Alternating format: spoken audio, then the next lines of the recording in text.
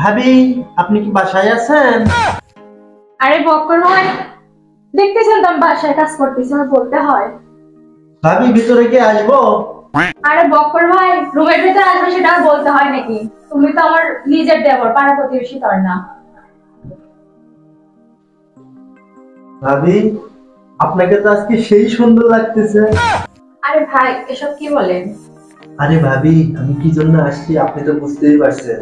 আরে আপনি এসব কি বলতেছেন? আমার এসব ভালো লাগে না, ছাড়েন। আরে আপনি যদি আমার সাথে সব না পারেন তাহলে যদি রাজি না হন তাইলে ভাইকে আগের ভিডিওগুলো সব দেখায়। বক্কর ভাই প্লিজ, আপনি আমার সংসারটা ভেঙে দিয়েন না। আরে ভাবি প্লিজ প্লিজ বাদ দেন তো, আসেন তো আগে আমরা কাজগুলো সারিয়ে নিই, আসেন। ঠিক আছে বক্কর ভাই, আমি কিন্তু পরবর্তীতে আর কিছু করতে পারবো না, আজকে কিন্তু শেষ। পরেরটা পরে হবে, আজকে একটু সেরে নিই। রত্না, ছি ছি রত্না, তোমাকে আমি এত ভালোবাসি আর তুমি আমার ভাইয়ের সাথে এসব করলা। এই তুই কিভাবে তোর ভাবির সাথে এই ধরনের কাজ করতে পারলি? আমার কোনো দোষ নাই, সব দোষ তোমার বউয়ের। তোমার বউ যদি আমাকে সুযোগ না দিত আমি কি এসব করতে পারতাম বলো? চুপ কর হারামজাদা, তুই নিজে দোষ করে আবার আমাকে দোষ দিচ্ছিস। ওগো বিশ্বাস করো, আমার কোনো দোষ নাই, তোমার ভাই জোর করে আমার সাথে প্রতিনিয়ত এগুলো করে। কি বলছে এসব? প্রতিনিয়ত এগুলা করে মানে?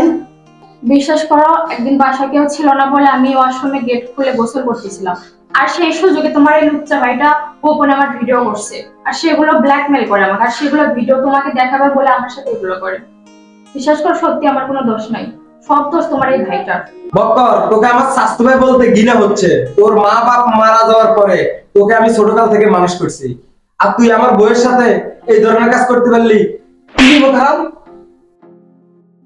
ভাইয়া আমি সত্যি ভুল করছি, তোমাকে মাফ করে দাও ভাই, আমি ভুল বুঝতে পারছি ভাই।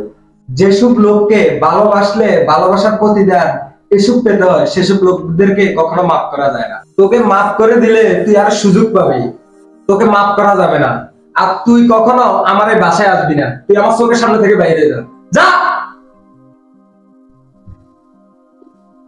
ভাইয়া বোনেরা, আপনারা অবশ্যই আমাদের ভিডিও দেখে বুঝতে পেরেছেন যে আসলে আমরা কি নিয়ে ভিডিওটা তৈরি করেছি, আর অবশ্যই বুঝতে পারছেন যে আমরা হচ্ছে ব্ল্যাকমেইলের শিকার।